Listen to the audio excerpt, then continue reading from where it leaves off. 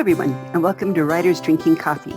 This is a podcast with a bunch of writers sitting around drinking and talking about writing, publishing, and the whole creative process. We do not censor ourselves, so consider us PG-13. Today's panel is John Schmidt, David Welsh, Raymond Miller, and me, Jeannie Warner. This is episode 68, Sympathy for the Devil. I am very excited about this, and I talked to all the guys into coming on. We're going to discuss bad guys.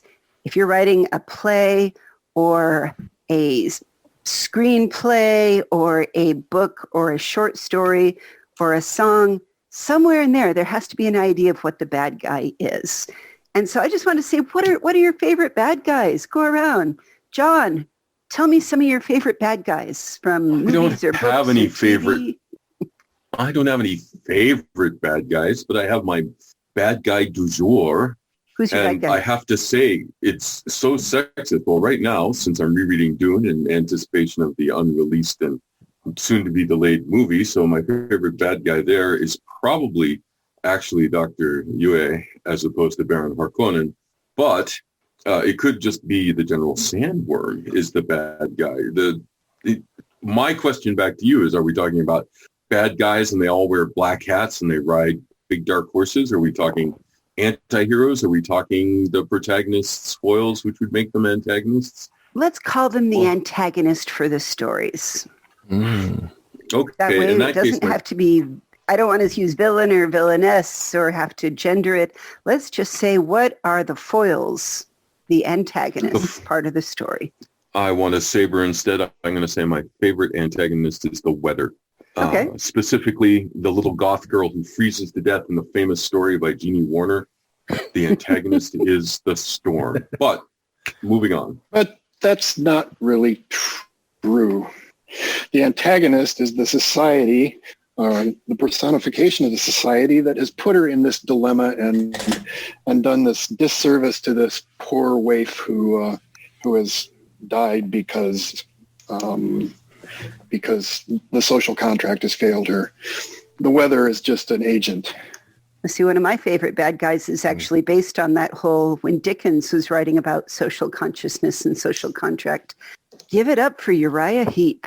So good. He was a rock band and the name for false sycophants everywhere. Lindsey Graham, what a Uriah Heep to our president that guy is. Uh-huh. Just fawning, well, brown noser. Evil to the core. All the way back to Shakespeare and Lear,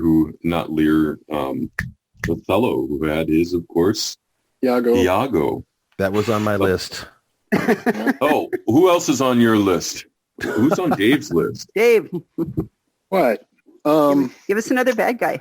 I'm kind of like John. I don't have a favorite bad guy. There are a lot of very good Shakespearean bad guys, and you can use them as examples for what the function of the bad guy is supposed to be. That's something I'd like to talk about later, is what is the function of a bad guy of an antagonist? Why is it in the story at all?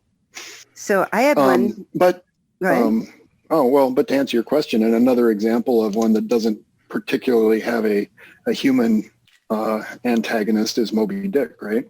Oh, that's not bad. Is the whale a personification, or is it just a for nature? I mean, the real story is Ahab's obsession. I think Ahab is the bad guy. You can make that Greenpeace would agree. Argument, yes. Right. Well, I'm gonna change my answer and state unequivocally that Tim Curry is my favorite bad guy, no matter what role he's playing. Well, I have a fight for you, because I actually like Alan Rickman as my favorite bad guy, because he's cute. I knew he was going to come up. Between Sheriff Nottingham and Hans Gruber, That's a good point. Why did you say cute? Well, because he has this amazing voice, and it speaks right to my cute is not. The cute is not I don't know. I mean, it's substituting for some other word that you want to use, but no, not even necessarily. I mean, that sort of skips ahead to a different important thing of like, we have to love bad guys, whether we love to hate them or love to love them. You gotta love them because you gotta have a strong emotional reaction to them. I think that's one of their functions. Exactly. Right. And I'm talking about as the writer tier too. It's like, you have to love your bad guys. You do, because if you don't love them, you don't understand them. And Ender was right. Uh-huh. Huh. That good Orson Scott Card reference. How about Ray? Who's your Ray favorite too. bad guys? Or You are know, you- this is a very interesting conversation. You guys brought up a lot, and instead of working my way up to my favorite, and it wasn't until this afternoon I realized it's Zuko from Avatar. I'm not sure if you were familiar with the show, but he's Avatar? a kid. Yeah. Yeah. The last Avatar, Airbender, The not Last movie. Airbender. Last Airbender. Yes. Oh, okay. Yes. Not the movie, not the cartoon, the anime or whatever they're calling it this week. Yeah, definitely Zuko.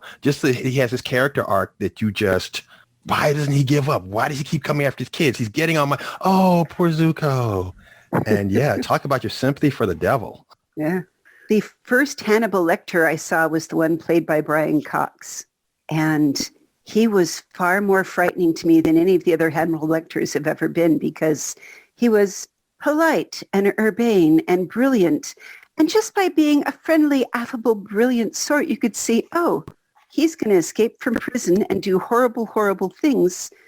And he's so charming and so likable, whereas all of the other people played Hannibal Lecter like, you walk into the room, I'm like, oh, I sense there's a snake in here somewhere. You know, I had a hard time setting aside my disbelief until he was played by somebody that was just, a little charming, you know. I like It made him that. better, I think. So there seems to be a theme developing here that I actually had kind of anticipated, and that is the villain, as far as getting an emotional reaction from the villain. We're talking a lot about movies and TV shows and stuff where the acting or the visual part of it is a big part of that, right? So Right. do you have? We did talk about Shakespeare and so forth, of course, but if you look at movies and even the theater, you see villains that literally kind of quote unquote come to life, and that's a big part of our investment in them. Sometimes it's even sometimes it's fan service as well, right? Oh, I like that actor. I like Alan Rickman, or I like Tim Curry or whatever. But so all of these things come together, and I would argue that the common theme among them is they all are emotional investments in that character. Well, they have to have the strong connection to the protagonist too. I mean, we have to care. But Right, but we're not talking about protagonists right now. yeah, but I'm talking about the Unless you want to compare and antagonist. contrast. Yeah, boy. Flowers in the Attic. It was a horror book. It was gothic horror. And I read it back in, like 5th grade. And it was about children being shut. And basically it was about child abuse, incest, and demonizing religion. And in the beginning of the book, Olivia, the grandmother, is the one who shuts the kids up there and starves them and mistreats them, blah, blah. And then it becomes the mom. And the horror about it is when everything everything that you're supposed to love turns again. It was one of those truly horrific bad guys to me. And they were the first of the female bad guys that I'd ever seen outside of Disney. Oh, do you want to talk about a truly horrible antagonist? Chaz Brenchley's The Garden. Oh, yeah. That is good. Everybody read it. No, it's horrible. Oh, Yeah. It's disturbing. Somewhere in Which, there. I think that can be a legitimate function of the villain too. I mean, But there you have one. they have to be a worthy opponent to the hero, right? Yes. No, I don't. I'm not even sure that's that important. They have to advance the plot, or they have to create a problem for the hero. But depending on the genre, it really doesn't. It can be almost trivial, or it can be unsolvable, which is another Well, trope. I would say that somewhere in there's got to be some kind of clear morality that may just be alien. I mean, to a certain extent, I strongly disagree with don't go with alien. No, they are there to show the depravity of the worst of human nature, and you will not convince me that they're showing you anything other than human nature. It's horrible, human nature. It is. I say the same thing about our current crop of select politicians. I'm not going to name names, but Well said. They're the common reaction on both sides these days seems to be to dehumanize the other, and that is one, incorrect and therefore not productive. But also, they are by definition human. What you're trying to do is, and the concept from a book by a security guy named Gavin DeBecker, and he was in the news a couple of years ago. Anyway, but his point was that all these depraved things that child molesters and rapists and murderers do, they are all human, and the reason that we try and dehumanize them is because we don't want to admit that that's part of human nature. But human nature is human nature. It encompasses the best and the worst of everything humans do. All right. I need you to fit the alien queen from Alien into that theory. She's the alien queen. She's the antagonist. She is not a human antagonist. She is a... Yeah, but we weren't anywhere said that they all had to be human. Well, there's a different kind of story then, right? Moby Dick, the antagonist, at least on the surface, is no. You don't get to redefine stories. We're talking about the bad guys, even if they aren't guys. Well, I'm talking about the villain or the antagonist in there. Okay, so they have their own needs. Specifically they have their own science fiction. Okay, sure. You have to background them. They have to have needs and motivation. I'm saying that there can be as important to figure out as your protagonist. Okay, but in that case, it's the story is about figuring out the alien becomes then sort of a force of nature or a mechanism to figure out. It's not human nature, and if it is, like in Star Trek, all the aliens, aside from being all bipedal humanoids, right. They are all in one way or another human characters. Well, okay, hold on. If I may jump in here, let's go back to the alien queen being humanoid, and maybe it's me projecting my human, nature upon her, and I could grant that. But it's this: you're going against someone who's just drive to procreate or to establish themselves. This kind of colonialism. They're here. They're not going away. We can't stop them. And what are we going to do? So that fear. I don't know about you, but when I'm watching those movies, it's that fear that kind of drives me. Where are these things now? And she just keeps making them to keep going. So who are you calling the colonial? Is it the humans or is it the alien? Yeah, okay, maybe it's. I would say in this, when I'm watching it, it would be. Oh, I guess we could reverse that, but it would be the aliens. You can watch Alien. So what? Yeah, you can watch Alien and see a story about a mother trying to protect her young and being thwarted by colonialists. Well, I watched Suicide Squad and I saw 3 beautiful relationships and good parenting advice. So, but there are human characteristics ascribed to the alien. The drive to procreate and to protect her nest. I mean, granted, you it's kind of tough to identify her because she's murdering people. But it's like figuring it out the way we did in Ender's Game. It was. If you hadn't poked her with a stick, you would never have a problem. Let's get back to what are the characteristics now that we've identified some bad guys.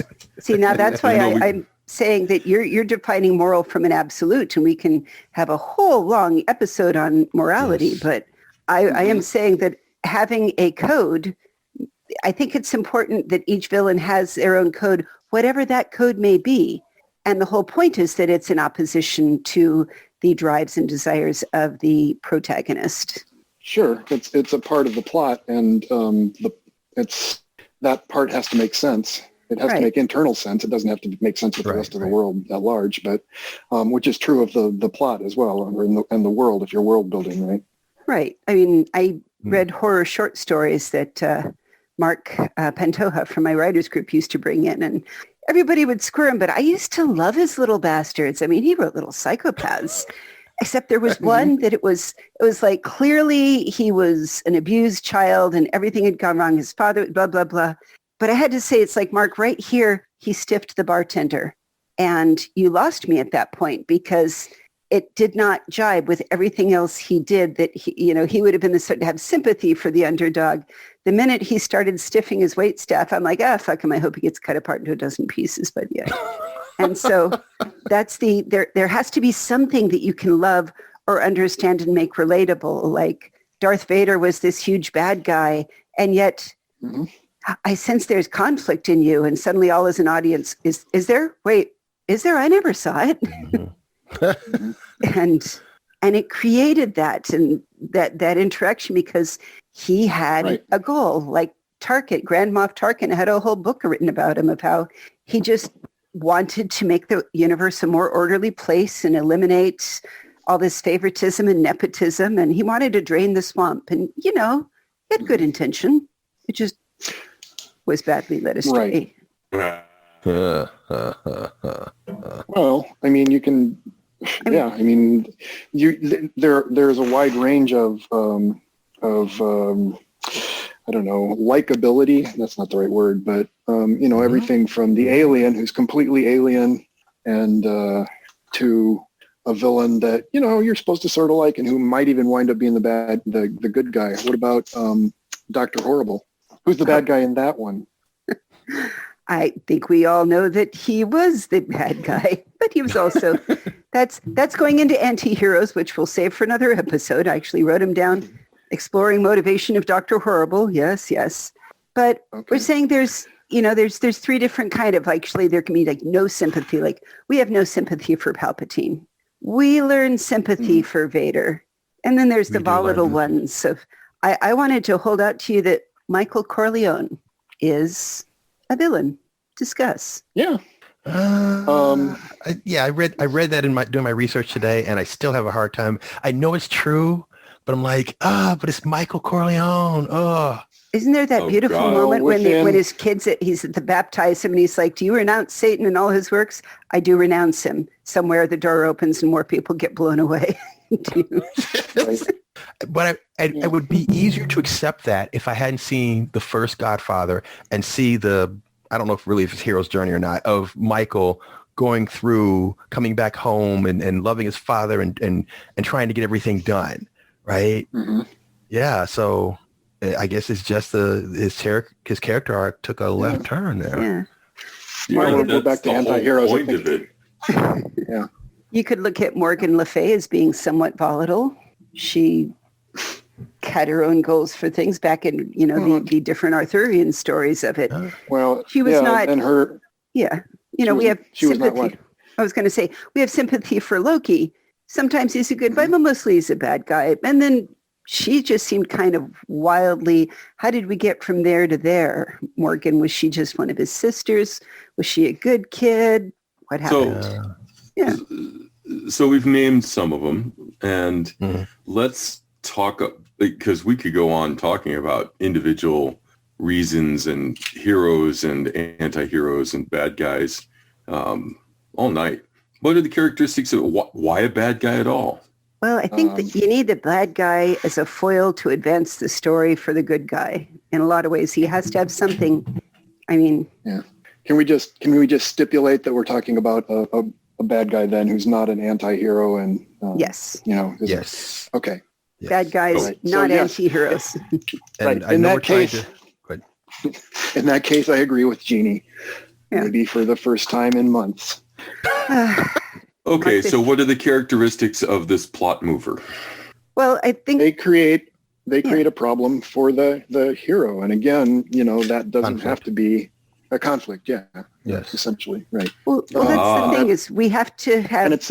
They have to be real. They have to be just as real as the hero does, even if we don't know much about them. Oh, that's a good point.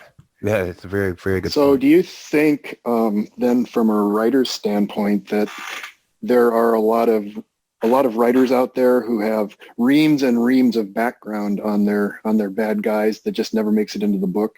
Oh, it all makes it into the book one way or the other. Oh, well, I don't know. There have been some very flat bad guys.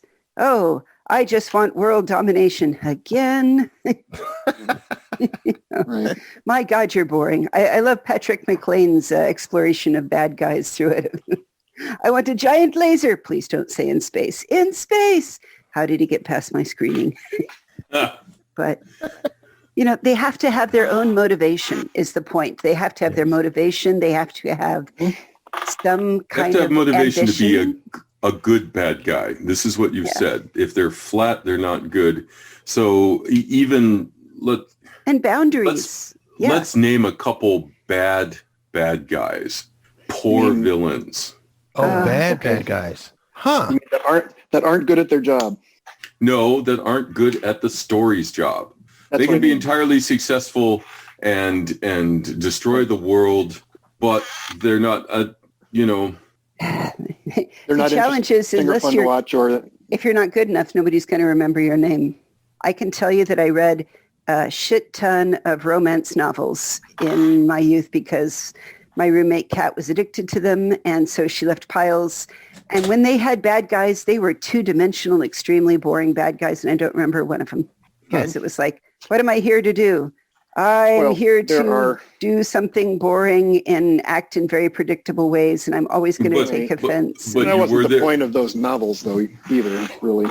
Well, no, but the bad guys were there to provide something to advance the plot, someone for the hero to overcome. So I can name one. If you look at the very virile Viking, which I read once as well, that's another story, as part of a contest to see who had the sexier voice, me or the Russian. The two bad guys are a Hollywood producer who wants to take the man away and show him off, and an alternate vineyard guy who wants to buy the ranch these people are on. So classic bad guy, who shall pay the rent, who saves the ranch? You can't save the ranch unless Snidely Whiplash is about to take it away from you. So, and I was also but I can't name them. I was also contemplating boundaries because your heroes got boundaries and the sidekicks have boundaries, but villains who I pose here's the statement: villains who refuse to cross boundaries become sympathetic to us, like the ones of blah blah. He likes whacking. Boondock Saints? El Duce. He likes whacking button men, but he doesn't kill kids. Won't do kids or women. So suddenly he was automatically interesting to us just by saying that. Why won't he? He's just a killer, isn't he? He wasn't automatically interesting to all of us, but I'm calibrated a little differently than you are. We all know that. So. That is true. Yeah. So villains who do cross the lines look much worse to us because, oh my God, he's even willing to kill kids or. Well, which lines? I mean, it's not just one dimensional, right? It's not orphans and widows on one end and, murderers on the other end. And where does he land on the spectrum? It's his whole, it's his whole code of conduct that you alluded to earlier. Yeah. Or like there was a whole, what makes him three-dimensional, the whole movie over some brats shot a guy's dog. Oh my God. It was a movie franchise over killing the guy's dog. John Wick. Thank you. Wick. Why can't I think of that? So bad. That's there was more to it, and yes, there are all different shades of bad guys throughout this thing. Right. And John Wick himself was a bad guy, so I'm not talking about the anti-hero there. It's just not talking about anti-heroes. Yeah, we're just talking about the bad guys, and you're talking about the motivation. Yes. They fridged the dog basically to give him motivation because his wife was already dead and then they couldn't fridge her, which is a completely different discussion. But I'm going to take the bad guys there were out to kill him for whatever reason. And he was out to kill them. It's a very simple story, right? Right. It's all in the action. So Raymond, how would you introduce a bad guy in a story? Oh, I mean, in a movie, you just run French horns. Well, the thing I'm trying to do is create more conflict in my stories. So, and they don't have to be direct ones. So I find it, we're all wired differently. So I find it interesting when the bad guy has done something, and it's not necessarily against our protagonist or directly against our hero, but now they've dropped this bomb, and now they have to our hero has to take care of it, right? So the motivations don't always directly conflict, but because of the situation it's built out, it's got to come to the head and they got to take care of this. So I usually introduce it through that initial act of the bomb exploding or the love interest being distracted, something along those lines. John, how would you introduce, How do you want to introduce it in your Western? How do we introduce the bad guy? What's the first moment? The thing is that since the Western is a coming of age novel, the bad guy is actually the societal expectations of the youth. But throwing that away, he gets introduced because he immediately disses the youth because of his qualities. Mm-hmm. He shows himself to be less than a perfect role model and then starts actively opposing the youth, therefore giving the youth something to grow against. Mm-hmm. Dave, how would you... I'm sorry, I thought you were done. Go ahead. Sorry, but in a Western like that, the bad guy, unless they're very one-dimensional, is often the landscape. Yeah. Dave. Well, in traditional Westerns, the bad guy is usually pretty traditional and cut and dried. I mean, it's one of the genres that kind of defined some of the bad guy tropes and even cliches, right? How would I introduce a bad guy? Yeah. What's your favorite bad guy introduction scene that you wrote or that you saw or whatever? It occurs to me that an interesting way to introduce a bad guy is to not show that he's the bad guy immediately.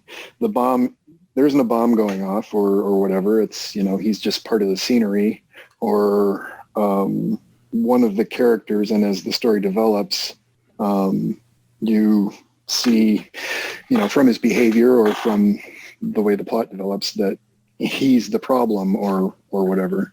I'm reading a series right now called Odd Jobs.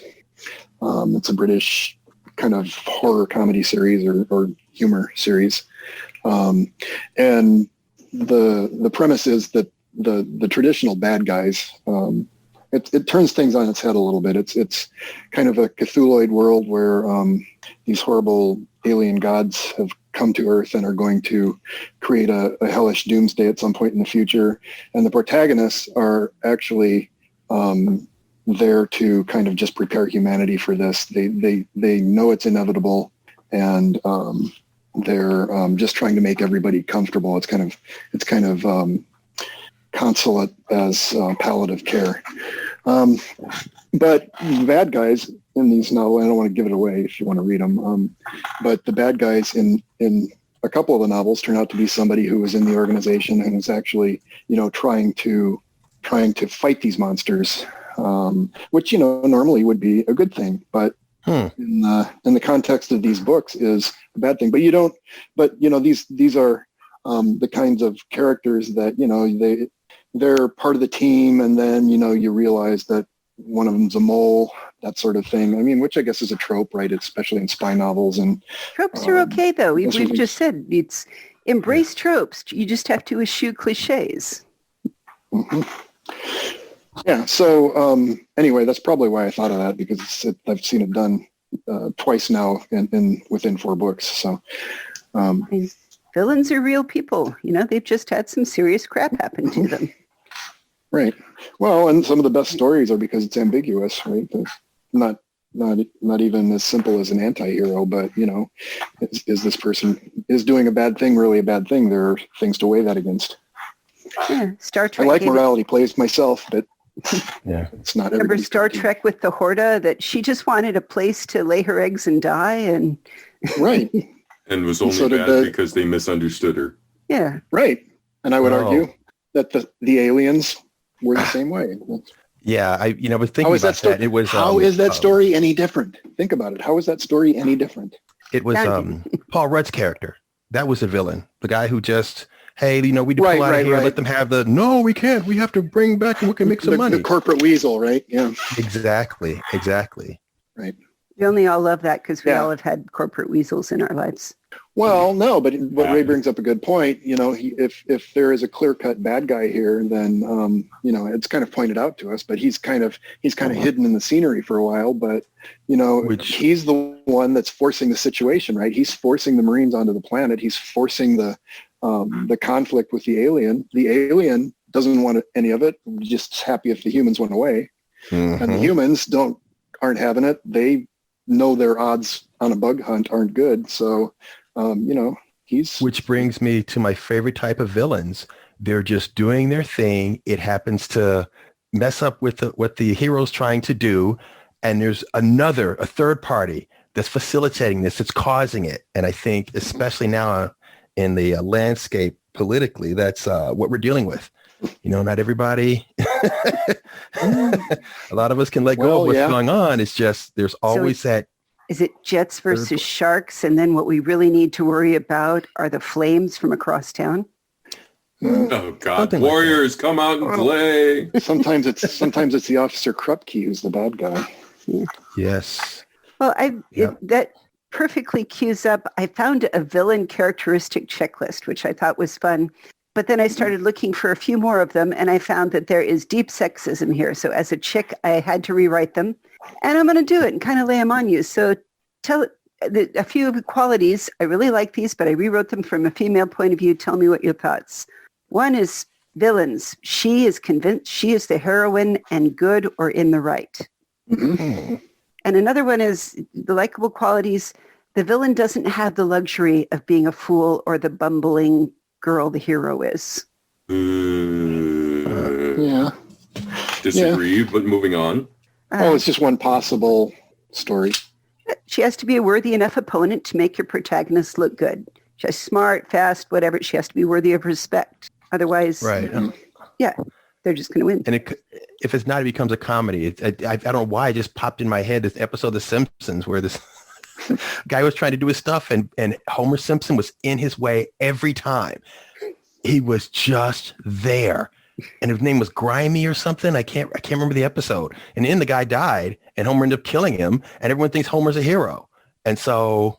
Not Krusty. No, it's not Krusty. I shouldn't have brought it up if I can't remember it. I have to look it up and come back to it. Oh, it's going to bug me. Anyway, please continue with the list. She has many of the same characteristics of the hero, but they are misdirected. So I kind of liked that one as like shadow mirror of the protagonist.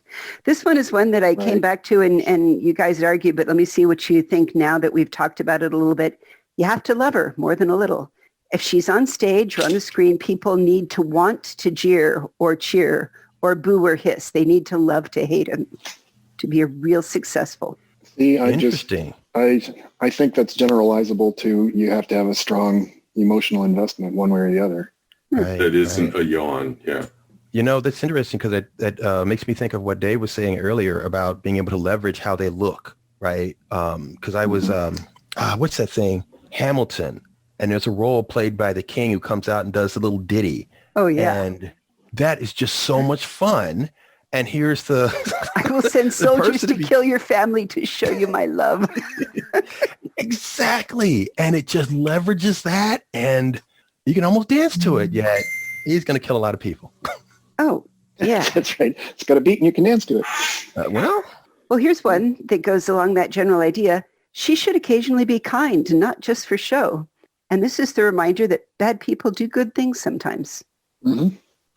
Well, right. Bad people run charities. Bad people, are very active in their church. Bad people are devoted to, widows and orphans funds. We need more of them. Right. Well, as you like to point out, the villains are the heroes of their own stories. So. Well, if you think of the last Batman versus Superman, whether or not you liked it, it brought up the bad people can do good things and good people can do bad things, and anybody can be manipulated in one way or the other. Yes. Right. That's why I like I said, I like morality plays where there's ambiguity, and the point of a morality play is not this just that bad people do good things and vice versa. It's questioning what the good thing or the bad thing is, and if you've got a good villain, you're contrasting them with a hero to achieve that. Right? There's one that talks about she's persuasive. There has to be a reason that people go along with her. Yes. Yeah. Yes. And those villains are more interesting when they can use their words to motivate, not just be brutal and punishing, to those to make others follow them. A lot more interesting. Yeah. And then there was other emotions, just throwing out the back to Dave, your point of pride, deceit, jealousy, vengeance, vengefulness. These are the villainic flaws the same way that they are the heroic flaws. Mm-hmm. Yep. And you'll notice that they're all things that evoke a strong emotional reaction, right? Yeah. Or our emotions. But there's the stories where the, maybe past sins catching up with us. Let's talk about when the bad guys win, because those are some fun stories too.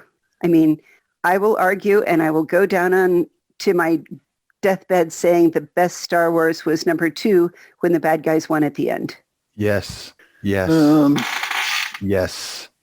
In story terms, I agree with you, but since it was a movie and it was obviously a setup for a sequel, you can't look at it out of context.